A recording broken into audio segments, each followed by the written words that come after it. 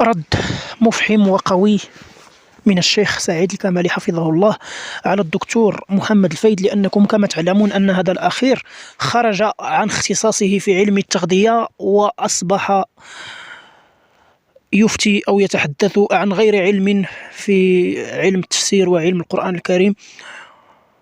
وكما تعلمون أنه مؤخرا بالغ كثيرا في هذا.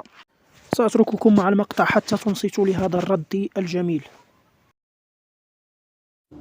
نحن نعيش في زمن صار من شاء يقول ما شاء ويجد من يسمعه ويتبعه.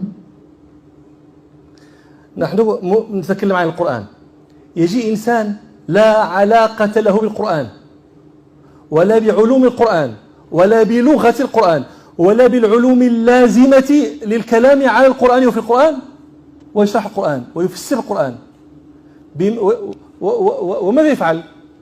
يقول لك أنا عندي دكتوراه في الفيزياء النووية، وعندي دكتوراه ثانية في الرياضيات الماتيماتيك كونتيك. شنو هي بالعربية الكونتيك؟ الكمية. وعندي ما نعرف شنو كذا كذا. فيحبسوا أنفاسنا، يبهرنا بهذه الأسماء، ويبدأ يفسر لنا القرآن. لا، فسر لنا الرياضيات الكمية، ايش بتفسر لنا القرآن؟ ويجد من يتبعه، وعندما يفسر بأشياء لا علاقة، يعني غلط، يفسر بالغلط بما يشتهي، بما يعني بالذي يريد، لا بالذي يريد الله، لكن بالذي يريده هو. ويجي واحد يقول لك لا، هذاك راه سميتو تيخدم عقله في القرآن. انت اللي كتفسر القرآن، انت اللي قريتي هذا الشيء، انت غير قال قال قال قال قال قال.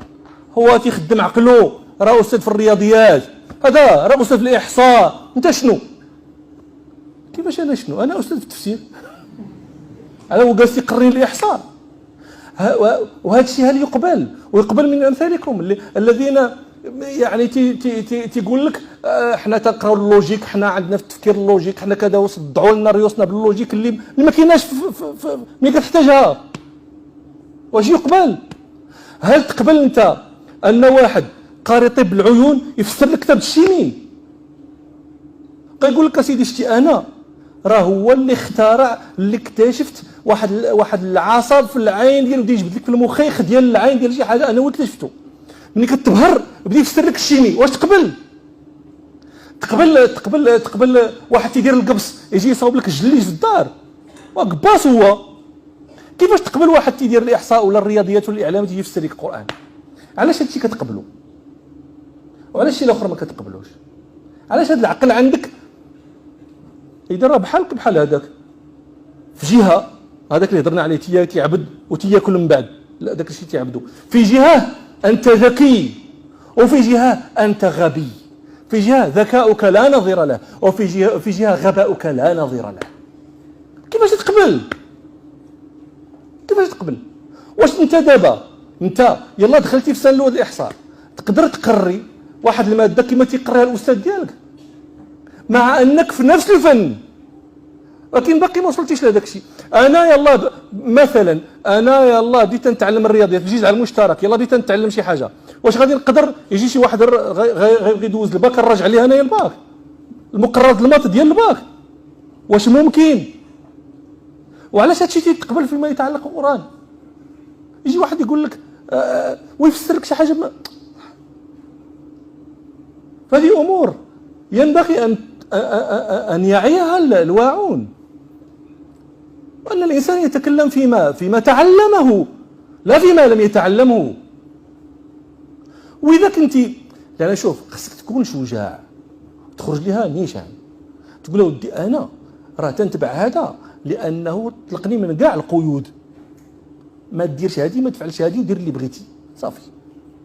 كون شجاع وقولها. اما تبغي تسمى مسلم وتبغي تسمى راك تتبع القران وكدير القران وكتفسر القران بشي حاجه ما.